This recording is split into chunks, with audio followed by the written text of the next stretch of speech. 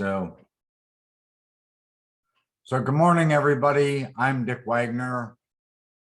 I do want to talk to you today about what I would say are really trendy, but they're really terrible marketing strategies.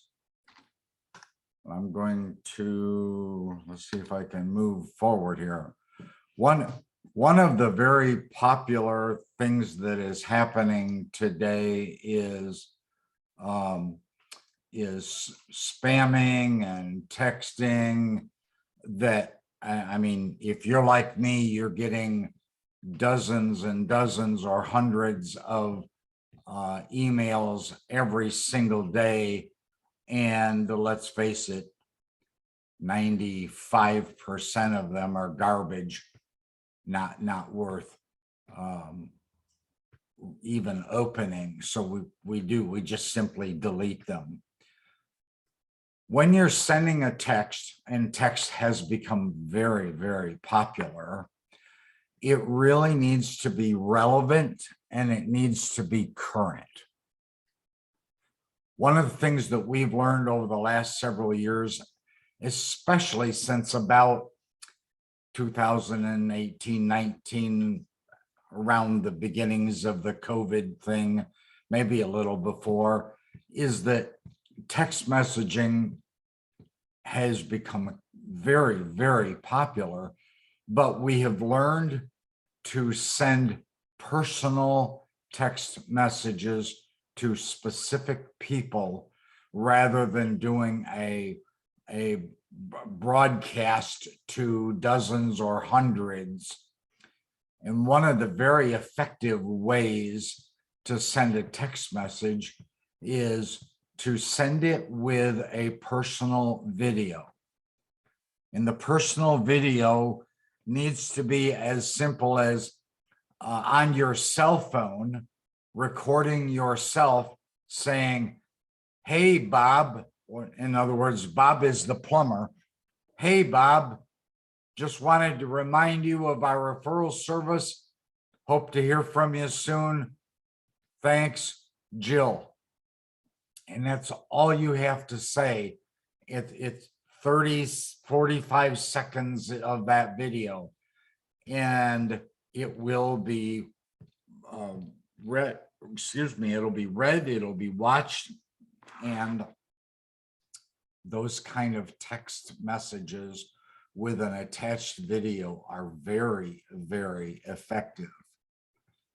It certainly needs to speak to their pain as well. If you aren't addressing a concern or an issue or something that matters to them, it's wasted. The same thing with an email. We all know that the average email blast only gets opened about 15% of the time.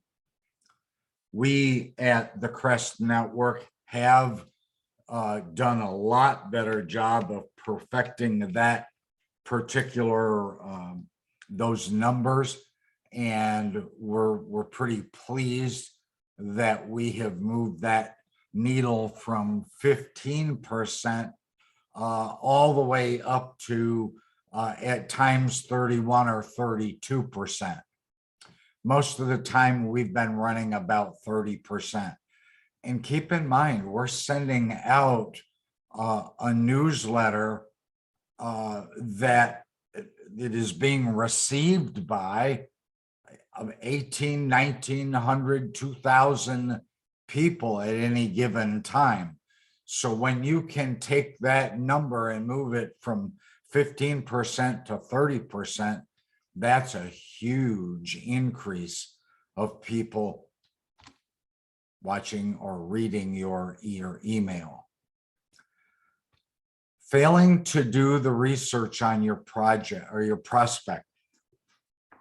Specifically, in the past, marketing and salespeople just went and they did a route.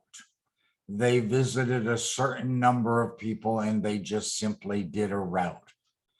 And they tried to find out about the prospect by asking the prospect when they were in front of them. Today, we highly recommend that you do your intel or your research in advance. And you need to know about their industry. You need to know about that vertical. And even more specifically, if you can find out about their company, that's even better. And let's face it, most companies have websites, and you can find out a lot of information on the company website. We've learned over the last several years that if you don't do any research as a marketer, you're not going to get the referrals that you're expecting. It's as simple as that. No research, no referrals. Failing to track your statistics and your metrics. Bill Giannone, who is one of our co-founders, is a fanatic about helping and insisting that our clients track their statistics and their metrics, know what your numbers are, know how many people are sending you referrals, know how many of those referrals convert to an actual job. It does several other things. It tells you whether your leads are valid leads coming in. If you're getting a bunch of leads from one plumber and you're only closing half of them or less, maybe it's a case of educating that plumber on exactly what you want as a referral. Maybe he's giving your name out or calling you, and it's just for anything willy-nilly, just so that in the hopes that if he throws something against the wall and it sticks, he'll get a referral fee. You need to track your numbers, the number of referrals, the number of leads, the number of actual referrals, the number of conversions, the percentage of how many close and don't close, and what the dollar amount is that they converted to. Those numbers matter. If you need information about what works and what you should be gathering and ways to do that, reach out to Bill Giannone, and he'll be happy to give you some help and ideas and even forms and ways that you can track that information. You've heard me talk many, many times about an A, B, or C client. We use the number or statistic that if they haven't given you a job in 90 days, there's a problem. And if they haven't given you a job in 6 months, they're not even an A client anymore. I sort of argue with my business partner about this. I maintain that as long as a year can go by before it's put in the C category, but in reality, the number is really 90 days. Every plumber that's working with you, every insurance agent that could refer you gets a claim, a job more often than 90 days. And so if they're not giving you that job or that referral within that 90 days, or at a minimum, or a maximum of 6 months, then it becomes an issue. And you should market heavily to those people that actually refer you. You should have a touch, a reach out, a call, a text, something even if that is just hi at the gas station or stopping by the Dairy Mart and buying them a coffee when you see them there. You need to be in touch with and engaged with those clients that refer you. You need to do that regularly, not just once every month. And this is really more for the owner, but you really need a defined budget. Bill Giannone has helped many clients establish a very, very effective budget that doesn't burn their bank, that doesn't exhaust all of their income. And Bill would be happy to help you define the correct budget. Your marketer really needs a budget. They need to know what they can spend. And part of why they should have the budget is because if they know they have X amount of dollars this month, most marketers are responsible and legitimate, and they care, and they will strive to wisely spend the money. If they think it's practical and a good deal to buy somebody a cup of coffee at the local Speedway, absolutely do that and let them have the freedom to do that. It enables you to have a controlled and actually a very effective spending pattern with your marketer. And typically you use a percentage of your gross revenue, especially if you're reaching out to B2B, business to business. That can be as upwards from 2% to as high as 5%. And that's pretty typical of those numbers. And keep in mind, gross revenue is if you did $5 million this year, now you know what your marketing budget is. But remember that your marketing budget almost always includes the actual cost of the employee, the payroll of the employee. So that factors into it. $5 million just doesn't simply give you $80,000 to your marketer to spend however they want, because their paycheck is also coming out of that. So many marketers, or so many owners, many that I've worked with in the past that have finally saw the light and are doing it differently now, did what we called random promotions. There is no logic to their promotion and there's no tie-in. I have had market or owners who said, hey, let's give away some tickets to a concert.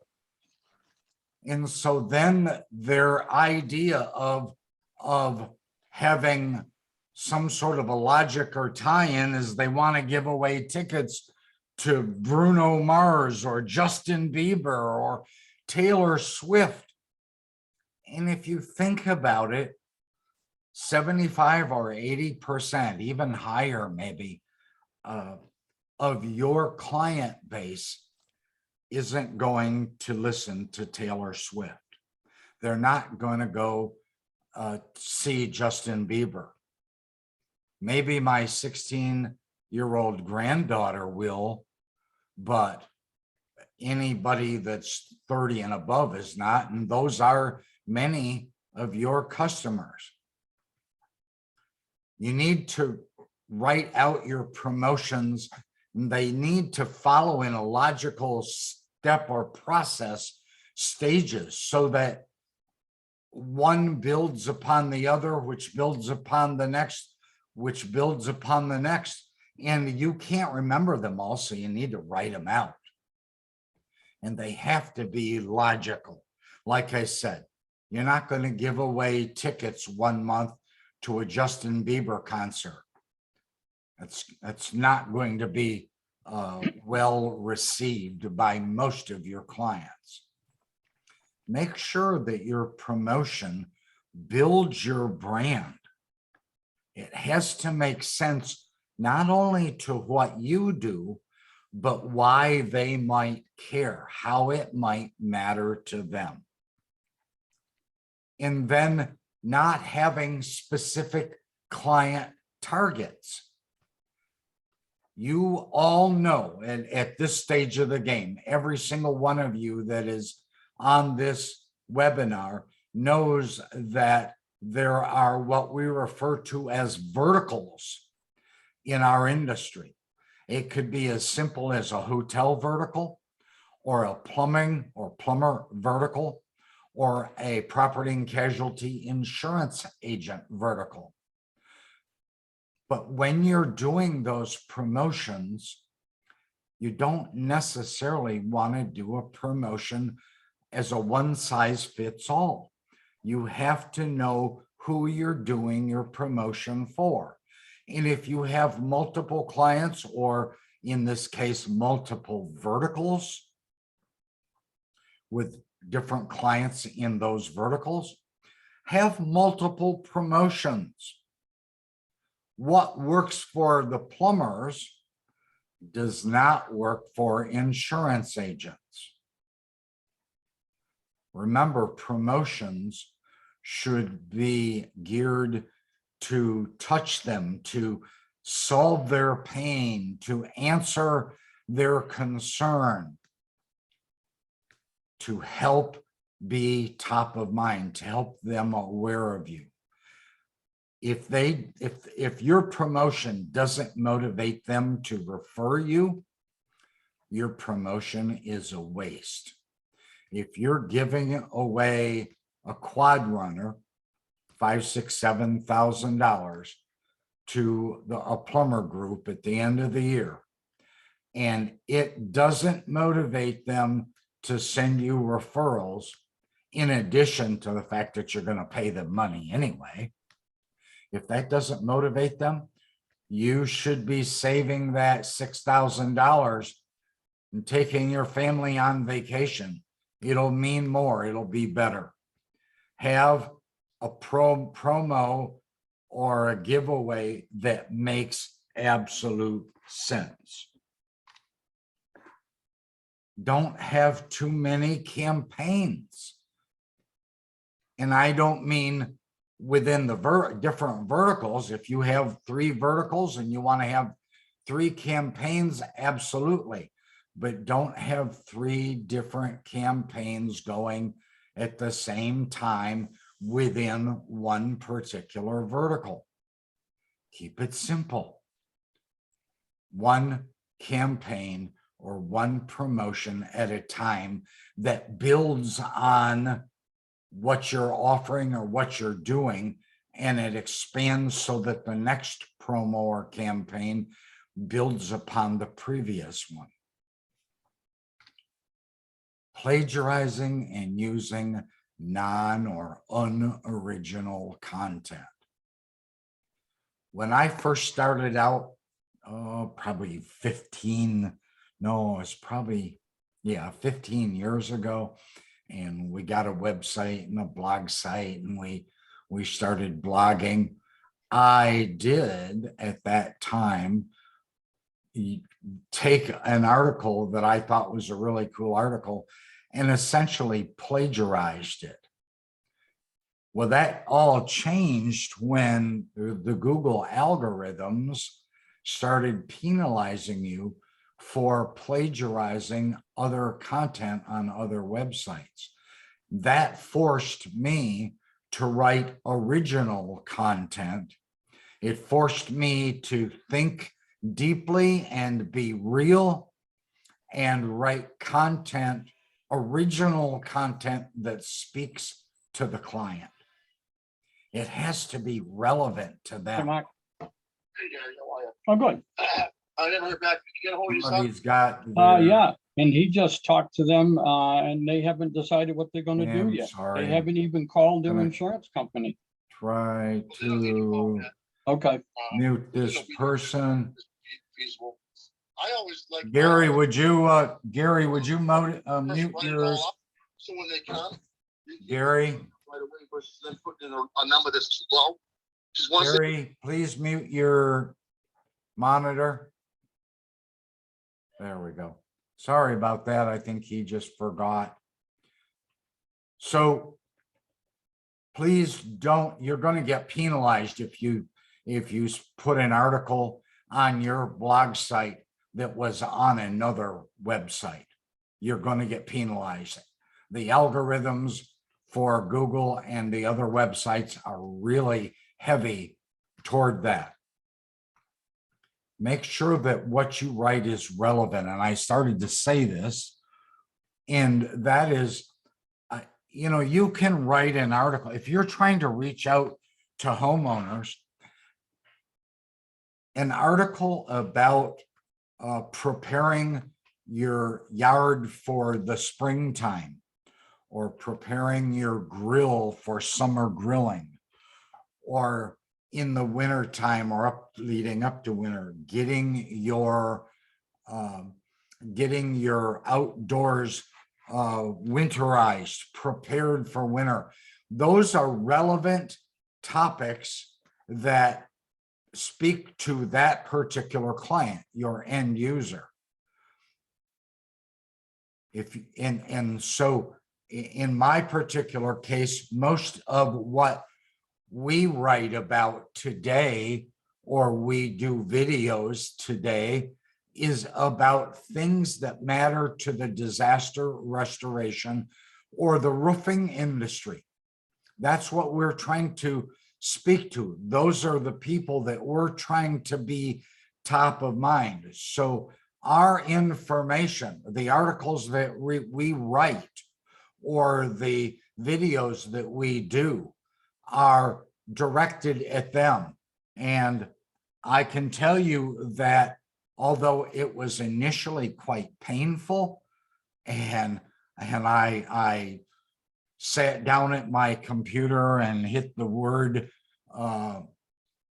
button, and I would sit there and I would just stare, because it was really difficult to write original content. But I can tell you now, I can hammer out original content in an hour and a half. Some new topic. I sit and when I'm not doing the other things that I do, I am making notes and jotting down themes or topics or ideas. And once I have a topic, I can sit down at the computer and I can hammer out 700 or 800 or 900 word article, original content article, in an hour and a half. And then might take me 30 more minutes to go in and edit it and clean it up and fix the spelling and so forth. But you want to write things that keep them top of mind. Most all of you know that we have a library of Maven articles. Most all of you know what a Maven article is. A Maven article is something that speaks specifically to your particular client. For example, on the Maven articles library, there are dozens upon dozens of articles for hotels. Insurance agents, there are 60 or 70. Nursing homes, 25 or 30. Plumbers, 25 or 30. General commercial topics that could apply to almost anybody in the commercial world. There are 70, 80 of those on there as well. My caveat, my asterisk to the Maven articles is that some of those are marginally plagiarized. Some of those, I see a really good article and I just take excerpts from it and then I add my own content to it. And whenever I excerpt something on a Maven article, I always put right at the bottom the source where I got, excuse me, the most or the majority of the key information that I'm putting out there. But you should be giving out a Maven article to every single client on every single visit. There are enough Maven articles on there so that even the least of those is like an insurance agency that has there's maybe 30 articles, 35 articles on there. An article a month means that you can take them a new and different article for 2.5 years. So there is no excuse for why you're not using Maven articles. And I am writing new and different Maven articles every single week. Okay. Don't use cheesy stock items, but you need to use photos. A photograph or a graphic is extremely valuable to you're getting attention from your client. If you'll notice, almost every single Maven article that I have on the library is a one-pager, and on that one-pager, someplace on there is a photograph that is relative to, it draws attention to the article. And people will read the article because the photo is compelling enough that it piques their interest. And by the way, let me go back here just one more point. If you're handing out today brochures about the name of your company or fire, water, smoke, or mold, if you're handing out brochures, folders, flyers, trifold, glossy brochures, it's a waste, absolute waste. We have not been, my clients have not been handing out actual brochures or flyers unless it's specifically for one particular promo. They haven't been handing out brochures for several years. Okay. I recommend that as it relates to stock photos and stock images, you all know you can go to Google, and then up in the upper right-hand corner, you can click images, and you can search for just about any image you want.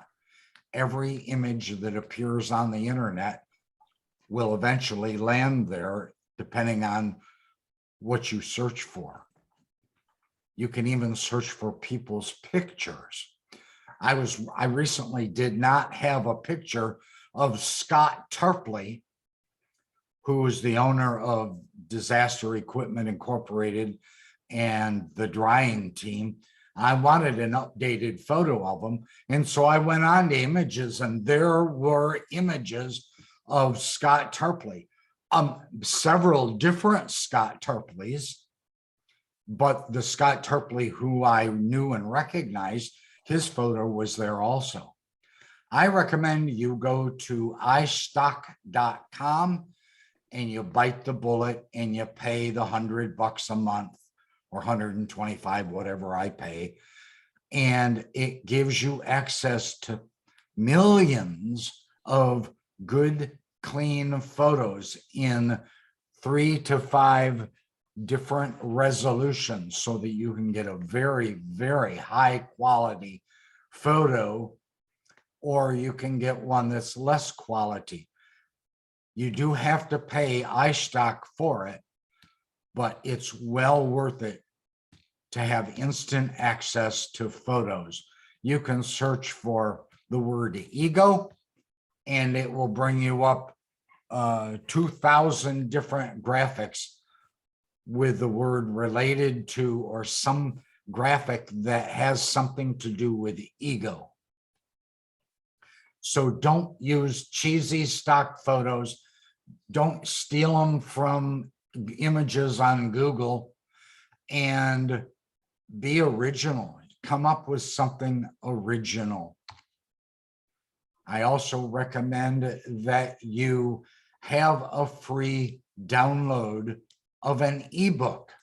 We have on our website a free download of an ebook.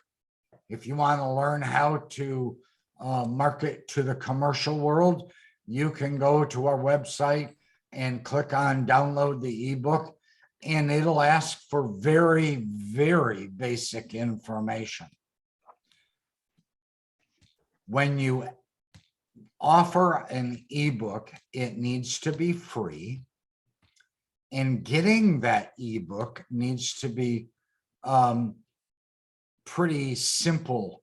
It needs to capture usually mostly only their name and their address, or their name and their email address.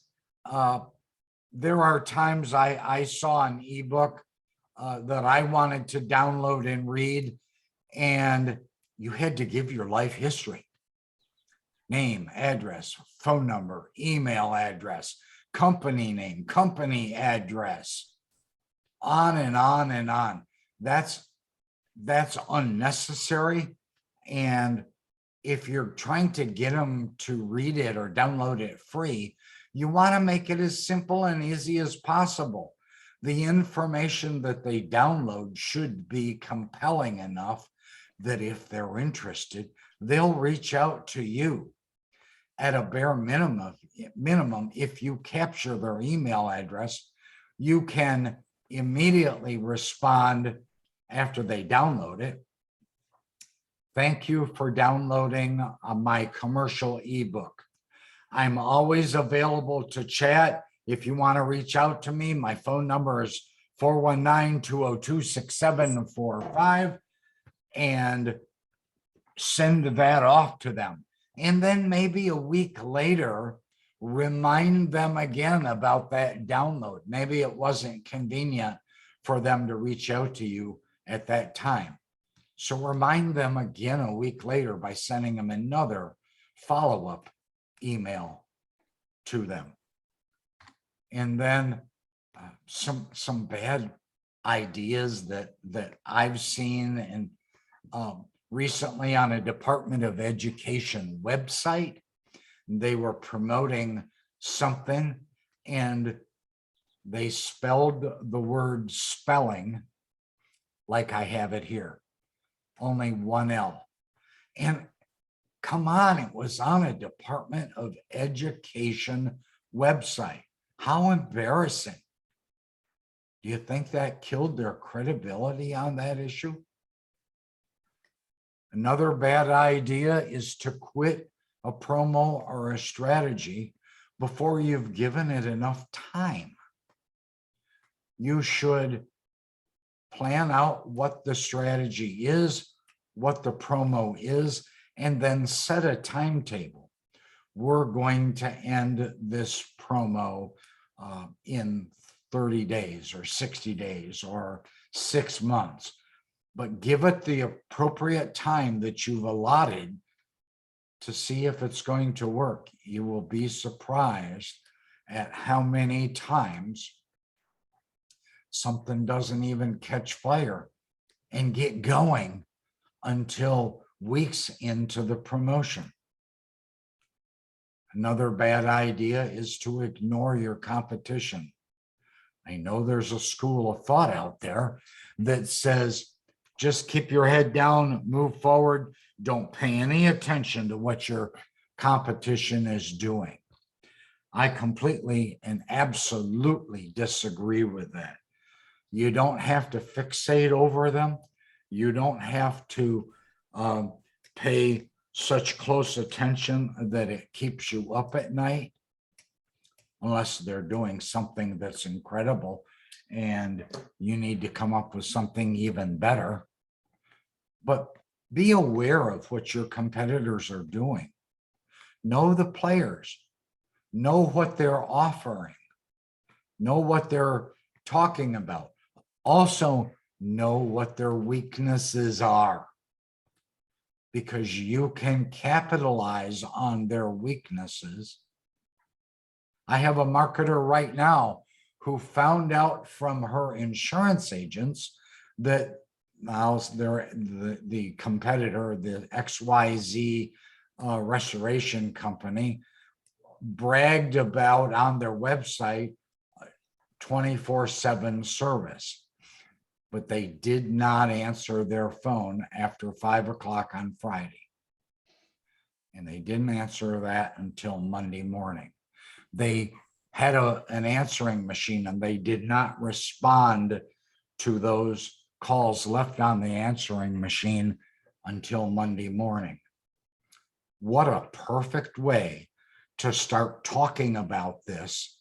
Not about naming your competitor, but you can certainly say, if you answer your phones around the clock live 24/7, for heaven's sakes, talk about it and tell people about it, because the bottom line is many of those restoration companies, they might talk about it or they might promote it, but they don't do it. Don't send an email or a text blast unless you know who it's for and it's targeted, it's specific to their issue or their needs or something that they care about. They're going to have you're going to have name recognition regardless. Some other ineffective marketing strategies: print ads. By surveys done by some Ivy League schools and colleges, print ads only generate a maximum of 8% in interest level. Pay-per-click ads are only generating 8%. TV and radio are only generating 2%. I was really surprised about this, but billboards actually generate more than TV and radio, 3%. And targeted mailers, that's where you send 1,000 mailers to a specific neighborhood about your carpet cleaning services. You will be lucky, I mean incredibly lucky, to get 2 or 3%. 5% is the max. The mailers just don't work. And we're going to talk about the 4 P's of marketing. There are varying different P's that are referred to, but I'm talking about promotion, the place, the positioning of what you're promoting, and then the people or the target that you're promoting them to. Some people actually include price, but you are not a commodity. You are not, or you should not be, selling your services based on price. Price to the majority of people doesn't even come into the 1% at the bottom. Price doesn't matter to the majority of people that you're marketing to, that you're promoting to. It just simply doesn't matter. And then I would be remiss if I didn't remind you or even tell you about this if you didn't know this. But we at the Crest Network have started a couple months ago doing Crestcast podcasts. We now have several dozen on Spotify, and all you have to do is go to Spotify and search the Crest Network, and you will see a whole list of them. Bill Giannone has some on there, and I have a lot of them on there about the sales and marketing world, and we're going to continue to add those podcasts onto Spotify. We have the ability to add as many as 6 hours a month onto Spotify, and so we'll be doing that. So I hope you'll go to Crestcasts on the podcasts on Spotify and download them and listen to them. I can't help but tell you, I think they're really, really great. And yeah, that's because I did them. I did a lot of them myself.